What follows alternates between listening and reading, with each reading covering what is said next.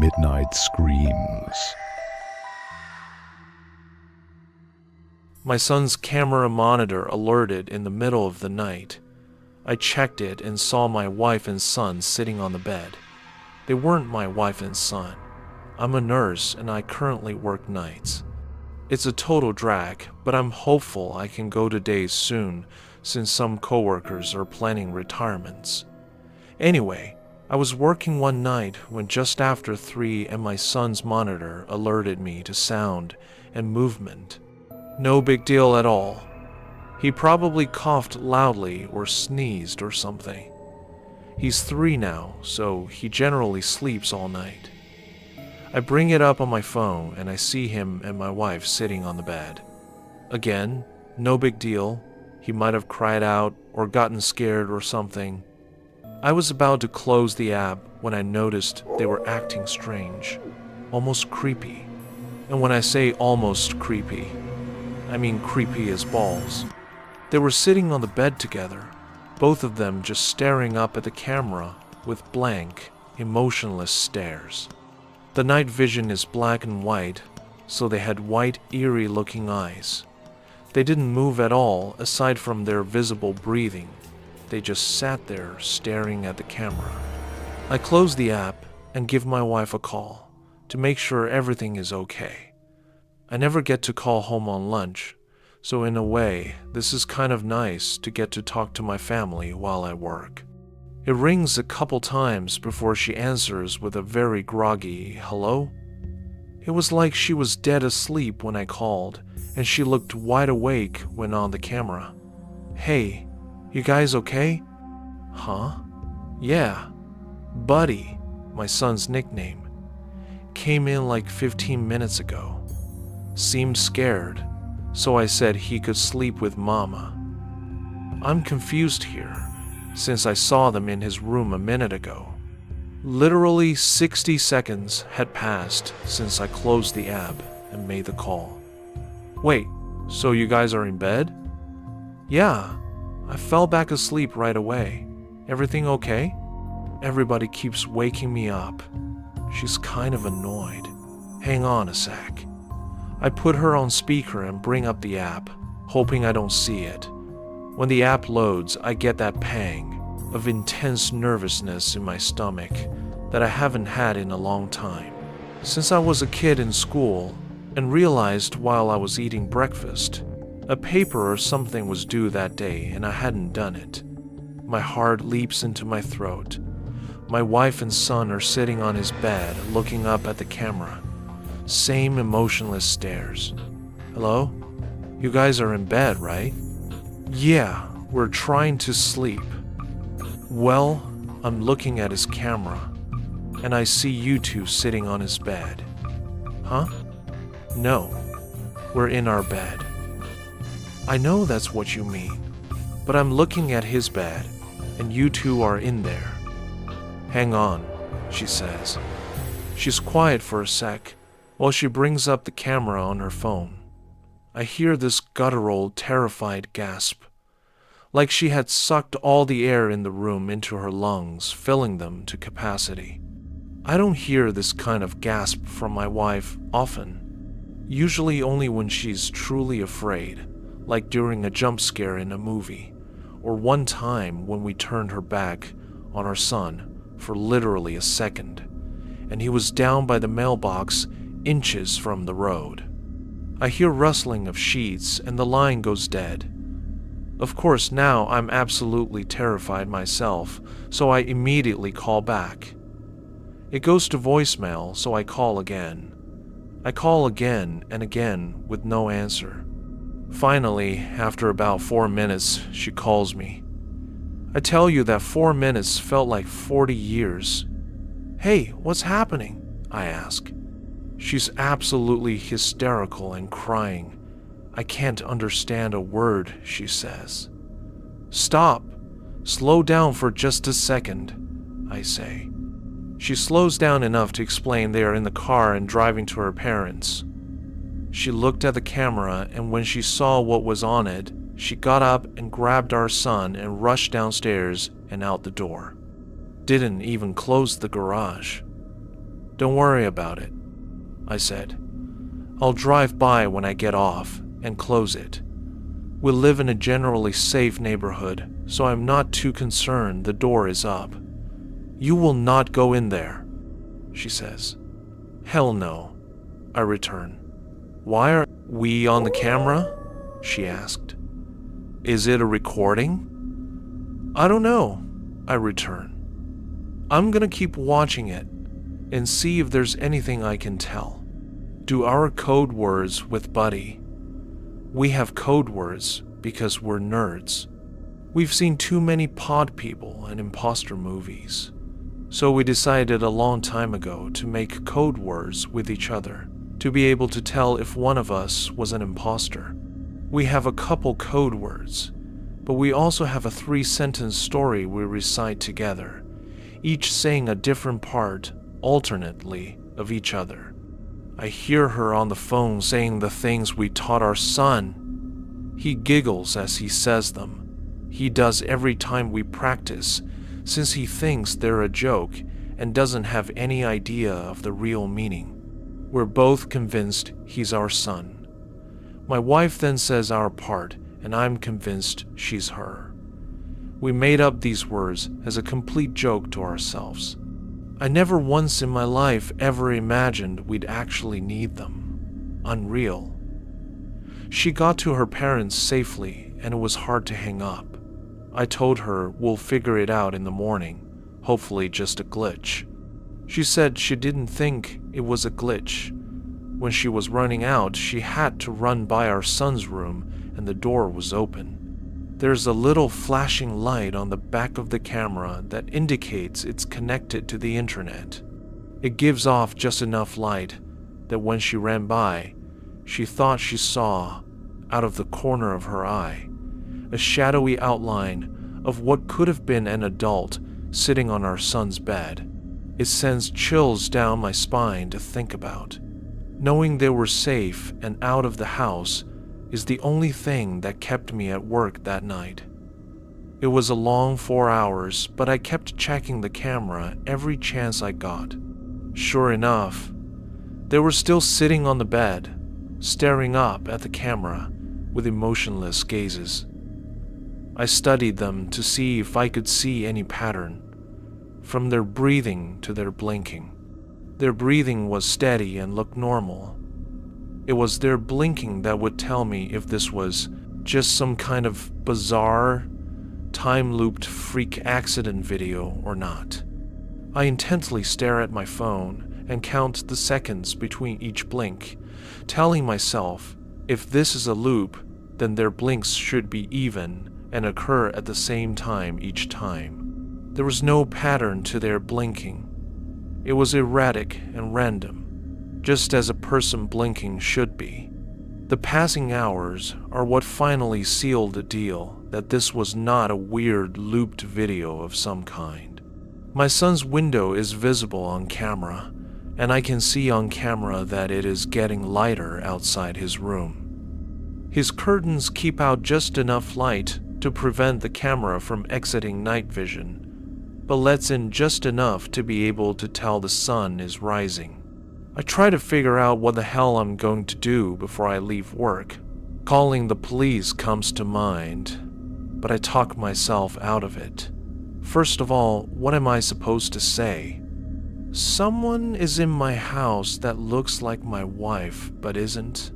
Worse yet, what if they times entities of some kind, and the police do go over and it kills them or something? I decide to tell coworker about it. He's a firm believer in the paranormal and might have a suggestion. I show him the video and tell him the story. His initial response of "that's creepy as fuck" doesn't help much, but he says he wants to go over and check it out. He says we both should to see if not my wife will try and act like my wife. I tell him absolutely not, and he says we should at least go to the house even if we don't go in. I agree on that, since I wanted to close the garage. We got to my house and walked around the perimeter first. Not sure what we wanted to accomplish by that, but it felt like something we should do. The curtains were all drawn since nobody was there to open them in the morning, so we couldn't see anything. I went to close the garage and suddenly had this overwhelming urge to go inside and investigate. It was like I just had to know what was going on. So in we went. We walked through the kitchen towards the foyer where the stairs are. It's so quiet in our house right now. You could hear a feather drop. Forget the pin. We stop at the bottom of the stairs and wait a few seconds. I look at the camera again, and they are still sitting there. I've never been so scared in my life. My coworker puts his foot on the first step, and I suddenly say, "Stop," loudly. "Forget this. We're out of here." I tell him, "Come on." I start making my way back to the kitchen. We hear a loud creak in the floor from upstairs. It's my son's room. He has a very loud, creaky board right in the middle of his floor that's almost impossible not to step on. My wife and are still deciding if we ever want to fix it, because it will alert us if he's ever up to no good when he gets older, trying to sneak out or something. "Come on! Come on! Come on!" I yell as I motion for him to move his ass. We're out of the house in about 2 seconds. Out on the street, I check my phone. Now only not my son was sitting on the bed. Same blank stare. Not my wife was gone.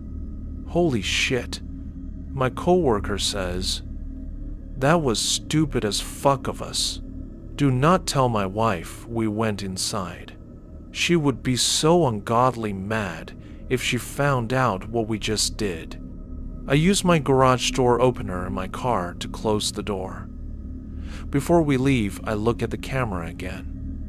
Not my wife is back on the bed with not my son, both staring blankly up at the camera, blinking every few seconds. That was all about 4 days ago now. Not my wife and not my son are still sitting on the bed, staring up at the camera. They haven't moved a millimeter. We obviously haven't gone back to our house. What do we do? I'm sorry it's taken so long. It's been an emotional month. I've felt like I'm losing my mind, or already lost it. I've been in the hospital for 3 weeks. You'll remember I left off at my wife's parents' house, not sure what the hell to do. My wife and I argued about it. My in-law said, "Call the priest." I told my wife, "We're calling the cops," and that's it. The day we finally called the cops would be day 6. Not my family was still sitting on the goddamn bed, staring at the camera.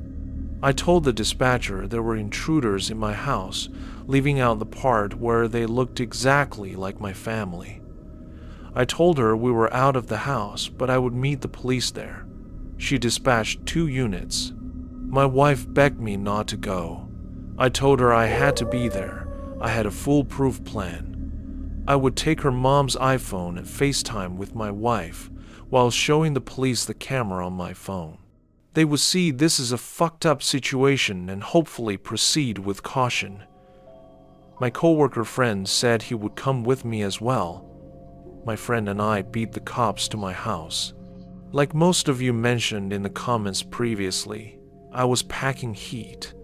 I have a concealed carry, so I had my 1911-45 on me. I was not concerned this would bother the cops, as I was going to inform them of my permit and that I was currently carrying. What I wasn't going to tell them was that I had my father-in-law's AR 15 inches my trunk. It's almost funny how many of you mentioned that was the way to go in my previous entry. I didn't plan on telling the cops about it because I was not planning on needing it. They would come armed and prepared. They showed up and I let them know I was armed and then enacted my plan. I initially told them the story. They looked at each other like I was crazy and they didn't believe me. I FaceTimed my wife so they could see she was in fact not in the house despite what our camera was showing. They still didn't seem to believe me, but this did pique their interest. I hung up with my wife and told her I'd call her back as soon as we knew something. So now we're sure this isn't a recording, an officer stated, repeating what I said. It's not. The day divided by night cycle has changed every day. Their blinking is erratic and not cyclical like it was a repeat, I said. I know it's a stupid question, but your wife isn't a twin? The other officer asked. I told him no. My friend spoke up. I have an idea. Turn the volume up. I'll go throw a pebble at the window. He went around back while I turned up the volume to the max. Okay, I'm tossing. We heard the light tick sound from outside, but the 1-second delay on the camera came in loud and clear through my phone. Not my wife moved at the sound of the pebble hitting the window, the first time I'd actually seen her move aside from the time she wasn't on screen when I initially went inside our house the first day. She turned her head towards the window just slightly before turning back to the camera. Okay, so this is live, an officer said. Okay, sir, I need you and your friend to stay outside here. We're going to go in and find out what's going on here. Should you ask for more units? I asked, hopefully. Not at this time. We're going to assess the situation first. They don't appear to be armed, but we're going to be cautious. I opened the garage for them and they made their way in towards my kitchen door. They radioed dispatch that they were headed in and to stand by. They disappeared into my house. A few seconds after they went in, the camera went out. I wanted to vomit, and I felt like if I put my fingers in my mouth, I'd be able to feel my heart since it had leapt so far up into my throat. Shit! I yelled to my friend. I immediately popped the trunk and got my rifle out and ran into the garage, my friend right behind me. We got inside just in time to hear a low, guttural howl from upstairs, demonic sounding almost, along with raised voices from the police. There were several shots. Need backup. Shots fired. He was cut off. Oh my God! My friend howled. He was scared shitless, but so was I. God fucking damn it! I knew it! I said, running up the stairs. My son's room is the first one you come to after getting upstairs, so his wall is also what you see as you walk up the stairs. As I reached the top, I laid into the wall with my rifle. It has a 30-round magazine, but I felt like I fired 100 shots. I fired all over the place, knowing full well the ammo would go through the wall like it was paper, concentrating on where my son's bed would be, but also near the door and towards the floor as well, in case whatever these things were thought to duck. We heard shrieks of pain coming from the room, then nothing. My friend and I paused for a minute before deciding to go in because the camera was still out. We heard a whimpering coming from the room. There was a dead cop in the hallway we had to step over. It was awful, and I'll never be able to unsee it. His head was several feet away from his body in the threshold to our guest room.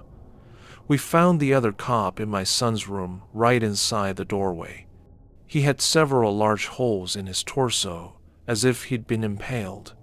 Exactly what I was afraid would happen had happened.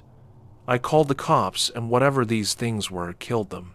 When we entered the room, we found the source of the whimpering was not my wife. She was laying on her back on the floor, holding her torso that was bullet-ridden and breathing heavy.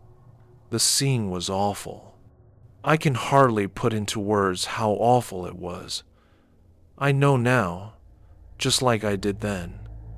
They weren't my family. It shouldn't have been hard. I should have been able to just go in and finish it. But instead, I fell to my knees. Not my wife begged for her life. I don't want to die, honey, she whimpered. I wanted to have more kids. I can't die now. I looked over at not my son, who had to be dead. He'd taken 2 shots, at least to the head, or what was left of it. He had several more in his torso, and 1 or 2 on his legs and arms. If you have kids, seeing their lifeless, bullet-ridden body is a special kind of hell. Again, I knew it wasn't my son, but it was. I was going to be sick. I'd killed my family. I turned back to... not my wife. She was acting just like my wife. It even mimicked her anxiety about death that she has had in the past year or so. It's not her, man. I forgot my friend was even there. It's not her, shoot it. I know what you guys are thinking. How many times has this happened in the movies, and you scream at your TV for the main character to just shoot the imposter because it's not their loved one? I guess movies get it right somehow. I'll never roll my eyes at the character who can't kill an imposter again. Please don't shoot me, it begged. My hands were shaking as I aimed at it. Why couldn't I do it? I knew. This wasn't my wife. Listen, man, my friend began calmly. Look at it. Its blood is yellow. It's not your family. Was it yellow? It was. Seeing my family slain was so traumatic. I hadn't even noticed their blood wasn't red. I steadied my aim, and not my wife suddenly stopped begging. She began that guttural, terrifying shriek, and something black or gray started to protrude from her mouth like a tentacle or something, and I fired. At that range, her head more or less exploded. Whatever these things were, they appeared to be mortal. I was still on my knees, and my friend was out in the hallway just outside the door. We heard the sounds of approaching police sirens. I'd forgotten one of the cops had gotten a shots-fired call over the radio before being killed. It seemed like it had been hours, but it had only been about 5 minutes since the police had gone in. My friend went downstairs to let the police know what to expect. I stood up and slowly made my way into the hallway. I was lightheaded and felt like I was going to be sick. My bedroom is adjacent to my son's, so the doorway is about a foot to the right of my son's doorway. My door was closed, but as I exited my son's room, my door opened. Not me walked out into the hallway, wearing exactly the same thing I was at that time. I was shocked in place. I couldn't move, but it did. It walked towards me, and its right arm turned black and morphed into what appeared to be a tentacle. It was wiggling around like a squid or octopus appendage. When he thrust his arm at me, it solidified and impaled me through my abdomen. It then stabbed me in the left leg, just above the kneecap. I fell to the ground in pain. Its tentacle arm was wiggling again. "Why did you kill my family?" it asked. When it spoke, its voice changed pitch several times. It was my voice, then much deeper, then normal again. It alternated several times, saying that one sentence. It moved in closer. The rifle was gone by I still had my .45. I pulled it out and got a shot off in its right knee. It howled. As Not Me fell to his knee, I fired a couple more shots, getting 2 into its abdomen and left side of its ribs. It breathed heavily for a few seconds before I used the last of my strength to aim proper and shot Not Me in the face. Its blood was also yellow. I lay there bleeding out, thinking this was it for sure. I still had some strength from adrenaline kicking in, so I took my belt off and tried to make a tourniquet for my leg. With my stomach wound, it was hard to give it a good yank to tighten it. I then took my shirt off and balled it up, and packed my stomach wound, and applied as much pressure as I could.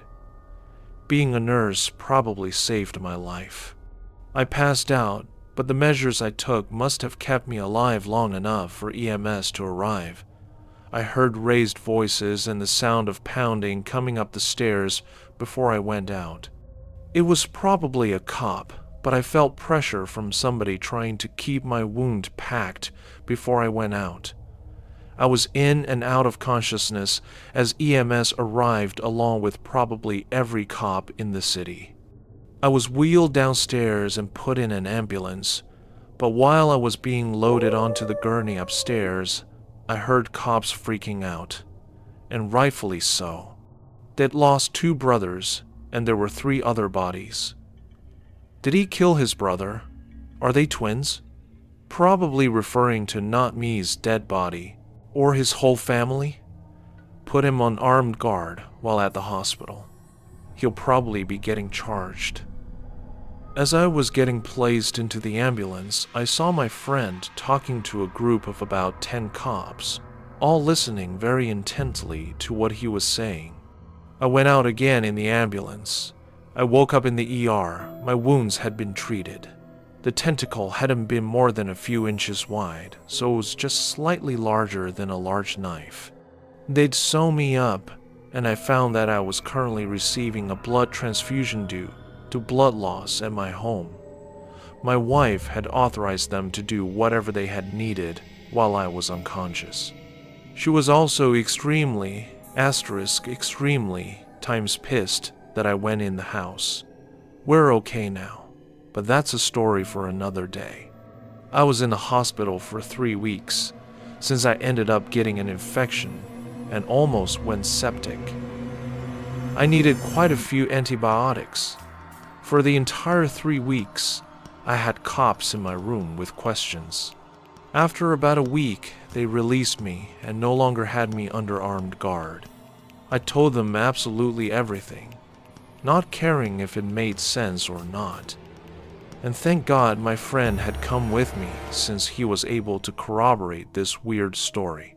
Midway through my hospital stay, men with suits came to pay me a visit. They were government, I knew right away. They said they were FBI, but I don't know if I believe that. They wanted to talk about not my family. The police chief and the coroner were involved, and it was very hush-hush. They made it clear this was not to get out to the public. This is where I have to apologize, probably for an anticlimactic ending to this ordeal. I don't know what not me and my family were. Neither do they. The only thing we know is that they were sentient creatures that looked like us and had yellow blood. I begged the coroner to tell me about their autopsies, but he said he wasn't allowed to say. He must have felt bad for me, since I received a bouquet of flowers a couple days later. The card inside the envelope read, "We don't know what they are. They have the same organs we do, but in different parts of their body aside from their brain. But what's red and pink inside us is green and yellow inside them. They're humanoid creatures, but whatever they aren't human. The government thinks they may be extraterrestrial. Destroy this letter as soon as possible. We had our house professionally cleaned. It was almost surely a government team since they contacted us on behalf of the police. We could not find any Google reviews or website for the company online. My wife and I are not going to go back to our house. We would love to burn it down, but there's no way to do that, and avoid suspicion of arson at this point. We'll end up taking a huge loss on the property since everyone in our neighborhood knows there was an incident involving multiple deaths in the house, but don't know what actually happened. It'll be hard to sell, but eventually it will. We're going to move on from here. I told everyone at work was a home invasion, and they bought it. I'll go back to work in a couple weeks, and we'll start looking for a new house. Again, I'm sorry. I know everyone wanted a concrete ending, and to know exactly what the fuck those things were. But we just don't know. Aliens sounds good to me. I've been thinking, if they were supernatural or actual demons, gunfire wouldn't have been able to kill them. It's just hard to say. If they were aliens, why did they just sit there and creep in our house for a week? They didn't even try to take over our lives. It's hard to wrap my head around. If it is aliens, keep your eyes peeled out there. There could be more of them.